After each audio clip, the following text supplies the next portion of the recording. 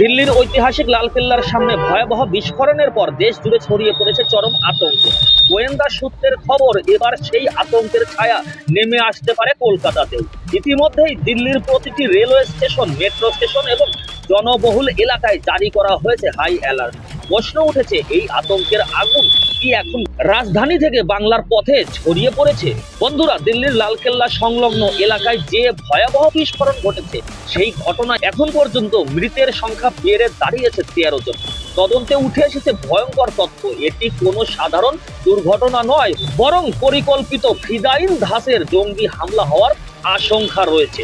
কেন্দ্রীয় গোয়েন্দা সংস্থা আইবি এবং দিল্লি পুলিশ ইতিমধ্যেই দিল্লির গুরুত্বপূর্ণ সরকারি ভবন, মেট্রো রুট, বাজার এলাকা এবং পর্যটন কেন্দ্রগুলোতে রেড অ্যালার্ট জারি করেছে। এবং সর্বশেষ খবর অনুযায়ী দেশের পূর্বাঞ্চল, বিশেষত পশ্চিমবঙ্গ ও কলকাতা এই মুহূর্তে সেন্সিটিভ জোন হিসেবে চিহ্নিত করা হয়েছে। সতর্কতা দেওয়া হয়েছে কলকাতার হাওড়া, শিয়ালদা ও Central metro station, New Town, Park Street, Esplanade এবং বড়বাজার সহ জনবহুল এলাকায়। নিরাপত্তা বাহিনী বাড়িয়েছে টহল, বসানো হয়েছে অতিরিক্ত সিসিটিভি ক্যামেরার নজরদারি। तो हाई अलर्टनेस जारी किया गया है पूरा डिवीजन में।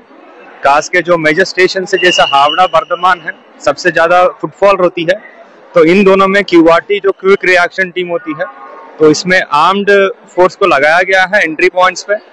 और सिमिलरली जो हावड़ा पे जो main 2 cab road entry points है, जो स्टेशन के अंदर आता है, तो उधर हर गाड़ी का प्रॉपर चेकिंग किया जा रहा है।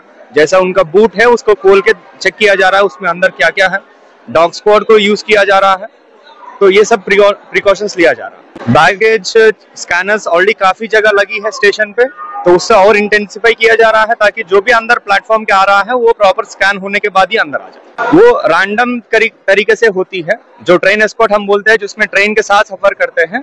अगर कोई सस्पिशियस होती है या कोई इंफॉर्मेशन मिलती है, उसका प्रॉपर तरीके से जांच होती है। डेफिनेटली जीआरपी के साथ भी कोऑर्डिनेशन हो रहा है, उनका भी टीम लगी है, तो दोनों मिलकर बढ़िया से कर रहे हैं। অচেনা ব্যাগ, সন্দেহজনক বস্তু বা অচেনা ব্যক্তিকে দেখলেই সাথে সাথে পুলিশ বা নিরাপত্তা কর্মীদের জানাতে আপনি ভুলবেন না।